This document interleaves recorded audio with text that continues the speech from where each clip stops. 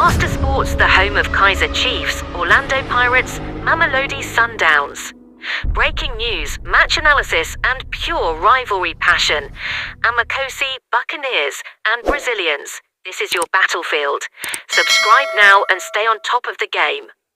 A twist of fate, how Gastón Sirino accidentally landed in South Africa. Pitso Mosimane had no business watching Gastón Sirino on that fateful afternoon in November 2017.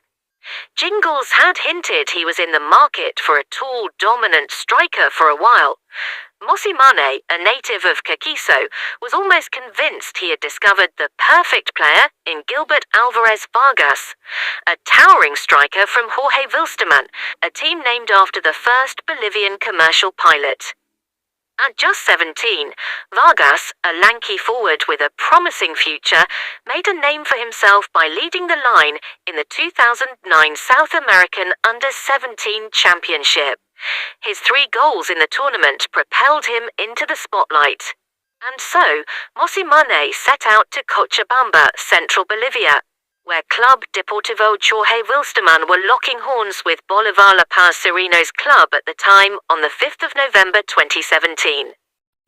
Pitso Mosimane was about to lose his star players. It was as if Mosimane was preparing for the departure of 2 of his frontmen, Percy Tau and Kama Biliat, who would both leave about 7 months after his Bolivia trip. The Lion of Judah, as Tau had been christened, later moved to Belgium on loan from English side Brighton, while Biliat jumped ship to join Kaizer Chiefs. In addition, Leonardo Castro was also on the way out, signalling the end of the eminent CBD combination that terrorized defenses both on the domestic scene and in the continent in 2016 at Mamelodi Sundowns. Keegan Dolly had already joined French League One side Montpellier in January of that year. But life at Claw Cop had to go on. In South America, there was a man who supposedly could blow a fresh breath of life into the Downs juggernaut. On November 9th, 2017, a local publication wrote, "A picture of Mosimane alongside a club Jorge Wilstermann's head coach, Roberto Mosquera, is currently doing the rounds in Bolivia." As reported over recent months, Sundowns are looking to add 2 more strikers to their books in the near future, as Mosimane looks for the missing puzzle pieces of his attacking department. But as fate would have it, Vargas, who had previously played his club football in Brazil and Belgium, struggled for form around November 2017 and had not scored a goal in 4 games. In fact, a video of that particular game shows the then 25-year-old striker only touched the ball 11 times. 7 touches in the first half and a mere 4 times summed up a man who was far from impressive. Sundowns.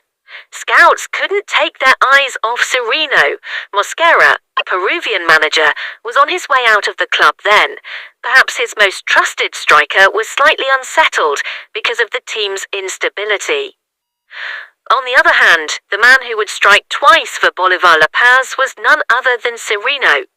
Understandably, the Downs scouting team couldn't take their eyes off the slender, skillful forward who scored 2 goals in the opening 10 minutes of the game. His first goal came in the 7th minute and the second 2 minutes later. During the next 3 weeks, Sirino was in unrelenting form, banging in 4 goals in 3 matches, as if he knew a South African team was following him with a hawk's eye. "We were on a mission to find a towering striker for the Champions League," Esrom Niandoro tells Farpost. "A tall, agile forward was our target." The former Mamelodi Sundowns anchorman had been sent to Bolivia alongside then head scout Walter Steenbok to provide a second opinion to Mosimane. True to his solitary nature, Niandoro chose to watch the game alone, away from the influence of Mosimane and Steenbok, to offer his unfiltered assessment. The final whistle blew, and Mosimane turned to the scouts for their evaluation. "I knew we had come for Vargas, but the number 7's performance blew me away. He scored 2 goals in 10 minutes, created chances, and was simply impossible to ignore. That number 7 was Sirino, a player we couldn't miss," explains Niandoro. As Mosimane returned home to focus on the team, Steenbok and Nyandoro continued their Bolivian scouting adventure, their mission lasting an additional 3 weeks. There was no way Sirino would remain in Bolivia. Steenbok, the author of the Football Scouting Bible, recalls the thrill of visiting the local television station. With hearts pounding with anticipation, they purchased video footage of Sirino's matches. We went to a television station where we bought 12 videos of matches. The league has 14 teams, so watching all those videos meant we covered the entire league. We wanted to watch more of him, he tells Far Post. Nyandoro recalls travelling thousands of miles to watch the talented midfielder. We poured over hours of footage, analysing every match. We saw him in action more than 16 times. We sent everything we had to our team back home. We wanted their expert opinion on this hidden gem. We were searching for one player, but we discovered another. Sirino was a revelation, the former Warriors midfielder adds. After watching several other games and scanning through the videos, there was no way Sirino would remain in Bolivia. In any case, he was already 2,000 kilometers from Salto, his rural town on the Argentinian border. Sultan, with a population of 100,000, is home to Uruguay's top strikers, Luis Suarez and Edinson Cavani. He explains what impressed them about the then 26-year-old. He worked tirelessly, defending with passion and attacking with purpose. He was a winger who could also play as a playmaker. He was the perfect fit for Sundowns. Coach Pizzo always emphasized the importance of all his attacking players helping defensively.